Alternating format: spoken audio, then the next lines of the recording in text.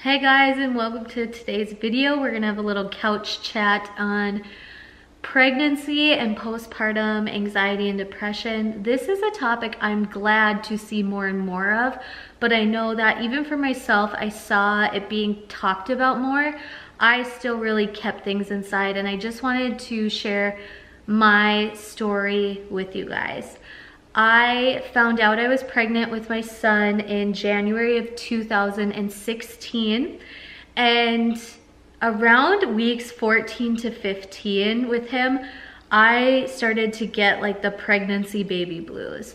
I was feeling really emotional, sad, and down, and that was so mental for me.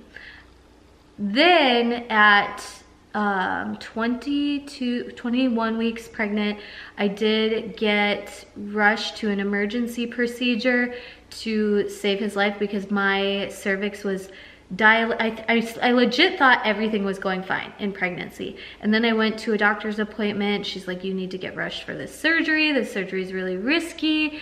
You're gonna be on modified bed rest the remainder of your pregnancy. And I was just like, what? Like, I'm Joelle, I work out, I'm on the go, I constantly do things, like, whoa. And after having that procedure with my son, I was so fearful of losing him. I was so sad. I felt so depressed that my body was failing him. And through the remainder of my pregnancy, I really felt depressed because I was at home by myself majority of the time. I was constantly thinking about what could go wrong and constantly on edge because I wasn't familiar with pregnancy, so I didn't know, are Braxton Hicks real contractions, or like, what is this? I'm starting to feel a lot of pressure on my lower belly. Is that normal? Like, there was just a lot to be fearful of. And you know, I just thought in my head, like, well, of course I'm sad and depressed about this. I'm worried about losing my son. Once he's here, everything will go smooth. This anxiety and depression will go away. And that wasn't the case. For the first 2 weeks of my son's life, he was the most picture perfect newborn. Ate, slept, and pooped. Ate, slept, and pooped. Ate, slept, and pooped.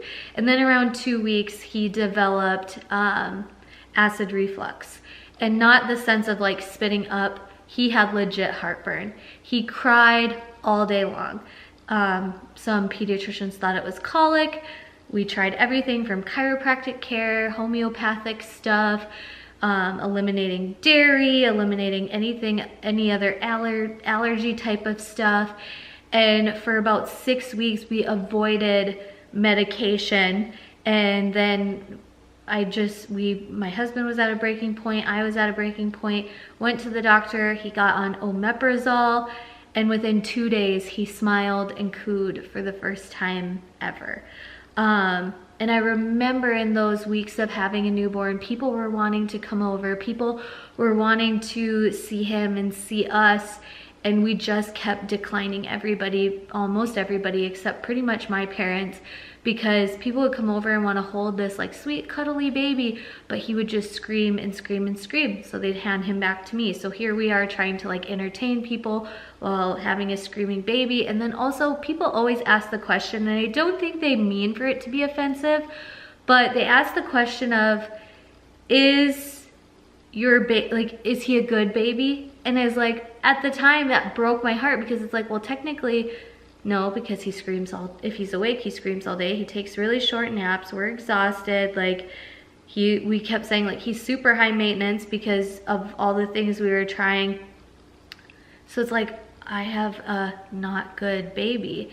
And that's just a silly place to be. So I'm gonna run through kind of my story of this all, and then come back to wisdom and what I know now, and hopefully some tips for you guys. I just wanna share my story so maybe you can relate to a little bit of it. So we got him on the omeprazole, and he's starting to feel better, and I'm like, yes, this is good. This is all gonna go away. But I wasn't caring for myself, and we were putting our house on the market, selling our house, moving, building this home that we are in now, living with my parents, and all of that was just super stressful. So I went through a lot of waves of anxiety and depression through his first year, honestly. Like from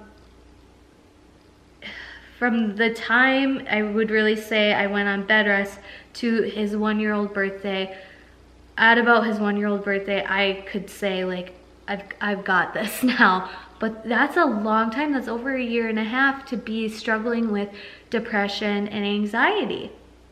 And, you know, what advice I would love to give to moms now, if you're going through it, is talk to people. Talk to people about it. It's okay to voice the crazy thoughts that you're having, the things that are running in your mind. It's okay for you to, you know, say no to people who want to come over. Like, we had people come over that were positive and supportive and understanding and just loving.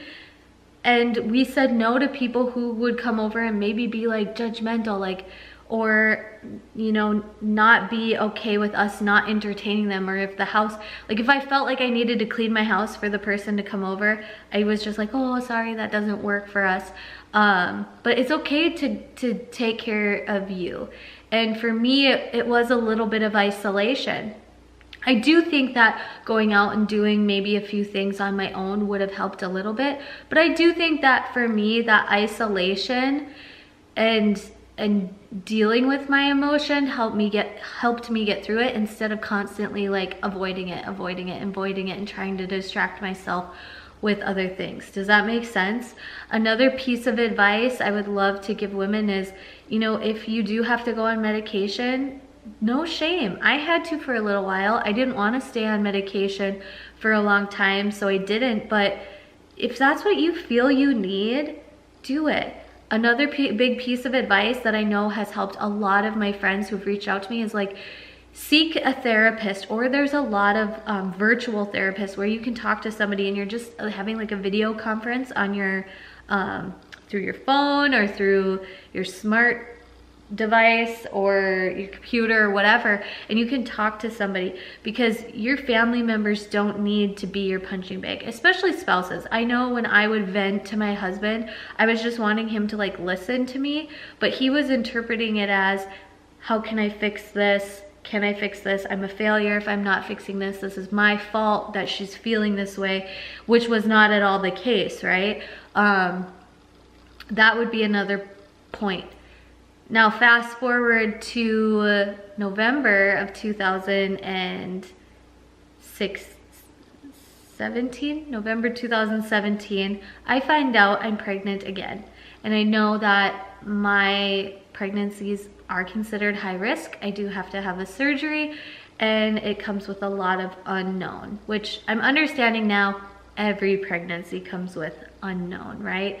It's unfair to me and to others to think that my situation is way worse than somebody else's, because everybody has their own struggle, right?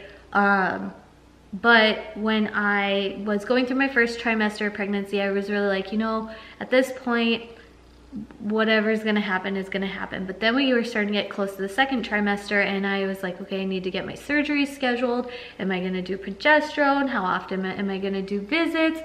Am I moving too much? And now I am almost 25 weeks pregnant with this baby, and I have waves of sadness and depression, thinking like, I have to choose between caring for my 1.5-year-old Bryce or taking it easy and carrying this baby full term, and I have to choose. Like, I can't do both, and that makes me really, really sad. And it can start this like wave of depression and anxiety. And one thing that has helped me a lot with all of that is nourishing. Oh my gosh, you guys, it's so silly. I'm a health and fitness coach. I should have known this, but like after Bryce was born and I was nursing, just really trying to get a lot of calories in, I was eating poor quality foods, really like processed foods. And that was when my anxiety was its worst, when I have things like candy and high sugar and high fat, like not high fat, like avocado, but like high fat deep fried food or French fries or burgers or whatever. My depression and anxiety is the worst when I am not caring for myself. So one word that I've been holding in my heart this pregnancy is nourish. I want to look at the healthy foods that I do like, and I want to eat those and understand that what I am consuming is fueling me and fueling the baby, right? That doesn't mean I haven't had some candy or here or there, or gone out to eat and ordered something that's not healthy. I've had those moments, but the day-to-day, when I'm looking in the pantry, like, should I grab potato chips or should I grab an apple? I say, I think nourish. That's the word I think of, and it just triggers that instant thought process of what I am eating is nourishing myself and is nourishing my baby. And then that motivates me to go towards the apple, and then maybe have a few potato chips after I eat the apple, whatever, you know? But taking care of yourselves, mamas, like with food and fitness, I do think that if I could work out, doing one of my amazing kickboxing workouts would help combat so much stress.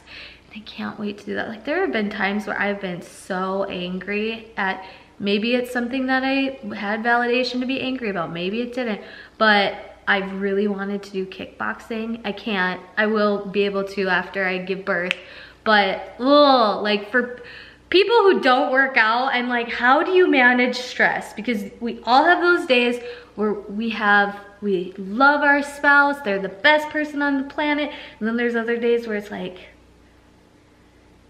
oh, it's hard to see the good in each other, right? Like, and I know I have days where I drive him crazy and he drives me crazy, or other family members drive me crazy, or I'm frustrated over something or whatever, and I know a workout would help. So just even a walk, a gratitude walk would help. So that is my advice for you ladies. I know it was sharing a lot of my story.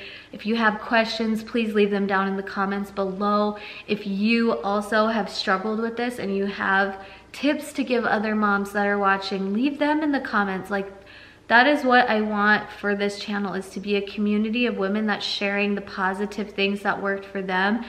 And understanding, my friend, I had all of those crazy thoughts too, of like, Bryce deserves to be with somebody else. I'm a terrible mom. I should bring him to the fire station because I just cannot be a good mom to him.